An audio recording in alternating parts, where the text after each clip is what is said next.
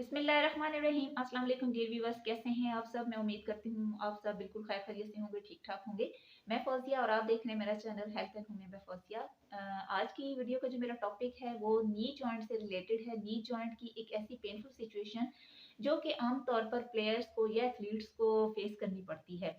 सिर्फ ऐसा ही नहीं है, ये आम घर में भी रूटीन के दौरान खवातीन को ये मसला दरपेश हो सकता है, जेंट्स को भी ये मसला दरपेश हो सकता है। तो आज हम बात करेंगे एसीएल के बारे में। एसीएल हमारे नी जॉइंट की एक प्रॉब्लम है जिसको कि एंटीरियर क्रूशिएट लिगामेंट बोला जाता है। और हमारे घुटने के अंदर एक घुटना जो है एज इटसेल्फ एक कॉम्प्लेक्स स्ट्रक्चर है जो कि बोन्स भी हैं, इसमें हमें टिश्यूज भी मिलते हैं, टेंडोन्स भी मिलते हैं और लिगामेंट्स भी मिल रहे होते हैं। तो लिगामेंट्स के अंदर होने वाली ये प्रॉब्लम जो कि एक्सीडेंटल भी हो सकती है या फिर किसी किस्म का टीयर भी हो सकता है, इसमें कोई ट्रॉमा इंजरी वगैरह भी इसमें कार फरमा हो सकते हैं इसको पैदा करने में। तो ये जो लिगामेंट्स होती हैं, यहाँ पे 4 टाइप के लिगामेंट्स नी जॉइंट के अंदर पाए जाते हैं। इनमें से जो ज़्यादा इम्पोर्टेंट जो हमें ज़्यादा असिस्ट कर रहे होते हैं, कह सकते हैं कि वो एंटीरियर क्रूशिएट लिगामेंट होता है और इसके अलावा पोस्टीरियर क्रूशिएट लिगामेंट होता है, जिसने कि हमारी थाई बोन को टिबिया के साथ जोड़ के रखा हुआ होता है। अब थाई बोन जो है वो हमारे हिप बोन से लेके नी जॉइंट तक जो जा रही है, हमारी थाई के अंदर जो बोन जा रही है, उसको हम फीमर बोन बोलते हैं और ये हमारी बॉडी की लॉन्गेस्ट बोन भी इसको कहा जाता है। तो ये जाके नी जॉइंट में जहाँ पे अटैच हो रही होती है, ये टिबिया के साथ अटैच हो रही होती है। टिबिया को हम आम जबान में शिन बोन भी बोलते हैं। तो इन दोनों बोन्स को आगे पीछे इनकी एबनॉर्मल आप कह सकते हैं कि मूवमेंट्स को रोकने के लिए एसीएल और पोस्टीरियर लिगामेंट का जो काम है वो यहाँ पे बहुत ज्यादा इंपॉर्टेंट होता है। यानी कि अगर इनमें किसी किस्म की कोई इंजरी आ जाती है, प्रॉब्लम आ जाता है, तो फिर आपके घुटने की स्टेबिलिटी भी डिस्टर्ब हो जाती है। आपको अपने नी जॉइंट में से पॉपिंग साउंड्स भी आना शुरू हो जाती हैं। सीढ़ियाँ उतरने चढ़ने में भी आपको काफ़ी ज़्यादा प्रॉब्लम होगी। इसके अलावा आपके घुटने के अंदर रोटेशन टाइप आपको मूवमेंट्स फील होंगी विच आर वेरी पेनफुल। तो इस तरह से हम ये देखते हैं कि ये लिगामेंट हमारे नी जॉइंट को होल्ड करके रखने में कितना ज़्यादा इम्पोर्टेंट रोल प्ले कर रहा होता है। और अगर इसमें किसी किस्म की इंजरी हो जाती है या इसके अंदर किसी तरीके से ओवर स्ट्रेचिंग की वजह से, बेंडिंग की वजह से या फिर टियर आ जाने की सूरत में ये हमारे लिए काफ़ी ज़्यादा पेनफुल बन जाता है। हमारी एक्टिविटीज़ को ये डिस्टर्ब करना शुरू कर देता है और इंस्टेबिलिटी आ जाती है हमारी एक्टिविटीज़ के अंदर। तो इस चीज़ के लिए हम देखते हैं कि ये प्रॉब्लम सबसे ज़्यादा मर्दों के मुकाबले में ख़वातीन में ये प्रॉब्लम देखने में ज़्यादा सामने आ रहा होता है। और एथलीट्स में ये जिन लोगों का ताल्लुक गेम्स के साथ होता है, उन लोगों में भी ये मसले मसाइल देखने में ज़्यादा हो रहे होते हैं। इसके अलावा जिन लोगों की ओवर एक्टिविटी होती है या आप कह सकते हैं over use of knee joint होता है, उनमें भी ये मसला बहुत जल्दी पैदा हो जाता है। आमतौर पे डॉक्टर्स के पास आप जाएँगे तो इसके लिए वो आपका एक्स-रे करवाएँगे इस प्रॉब्लम को डायग्नोज़ करने के लिए, या इससे भी ज़्यादा बेहतरीन तौर पे इसको समझने के लिए एमआरआई करवाई जाती है, जिसमें कि एक डिटेल्ड पिक्चर आपको मिल जाती है, जिसमें टिश्यूज़ या लिगामेंट्स के रप्चर या टियर आ जाने की सूरत-ए-हाल को हम बआसानी समझ सकते हैं। इसके लिए आप फिज़ियोथेरेपी करवा सकते हैं। फिज़ियोथेरेपी में ऐसी एक्सरसाइज़ेज़ आपको एडवाइस की जाती हैं जो कि आपके लिगामेंट्स को दोबारा से उनको स्टेबलाइज़ करने में काफ़ी ज़्यादा हेल्पिंग होती है। आपकी पेन भी रिलीफ़ इससे हो जाती है और आप अपने रूटीन के कामों को बआसानी कर सकते हैं। इसके साथ-साथ अगर हम होम्योपैथिक मेडिसिन्स की बात करते हैं, तो होम्योपैथी में इन टियर्स को या लिगामेंट्स को दोबारा फंक्शनल करने के लिए बहुत ही बेहतरीन किस्म की हमारे पास मेडिसिन्स मौजूद होती हैं, जो कि इंजरी को, ट्रॉमा को कवर करने में काफ़ी ज़्यादा हेल्पफुल होती हैं। होम्योपैथी में सबसे ज़्यादा इम्पोर्टेंट और सबसे ज़्यादा यूज़ होने वाली मेडिसिन आर्निका है। आर्निका को चोटों की बेहतरीन दवाई कहा जाता है और इसमें ज़्यादातर इंजरीज़ ही देखी जाती हैं।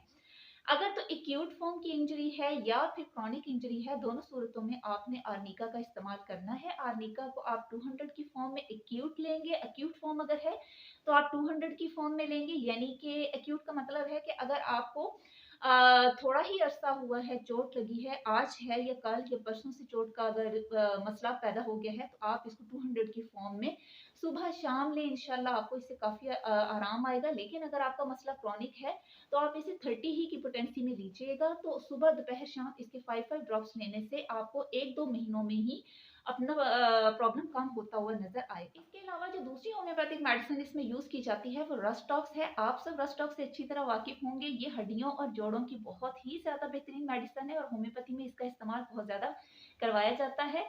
तो रस्टॉक्स की आप अलामात से भी खूब वाकिफ होंगे कि इसमें ब्रायोनिया का ऑपोजिट सीन देखा जाता है कि अगर आप आराम कर रहे हैं या अगर आप काफ़ी देर तक बैठ गए हैं तो आपकी अलामात में इजाफा हो जाता है, आपकी तकलीफ में इजाफा हो जाता है और उठकर चलना आपके लिए काफ़ी ज़्यादा मुश्किल हो चुका होता है। तो यहाँ पे भी हम बात करेंगे, अगर जॉइंट आपके जो चलते वक़्त कदम कहीं से कहीं जा पड़ते हैं या आपको रेस्ट करने से भी अगर अफ़ाका नहीं होता है बल्कि पेन ज़्यादा बढ़ जाती है तो आपने रेस्टॉक्स का इस्तेमाल करना है। चलते वक़्त घुटने के जॉइंट में सडन ट्विस्ट का आ जाना, अचानक से घुटने का मुड़ जाना, ये भी आमतौर पर देखा जाता है और ये काफ़ी ज़्यादा पेनफुल सिचुएशन होती है कि चलते-चलते घुटना मुड़ जाता है और बाकायदा इसमें से आपको आवाज़ें आ रही होती हैं। ऐसी सिचुएशन में आपने रस्टॉक्स 30 की पोटेंसी में सुबह, दोपहर, शाम 5-5 कतरे एक कप पानी में इस्तेमाल करना है।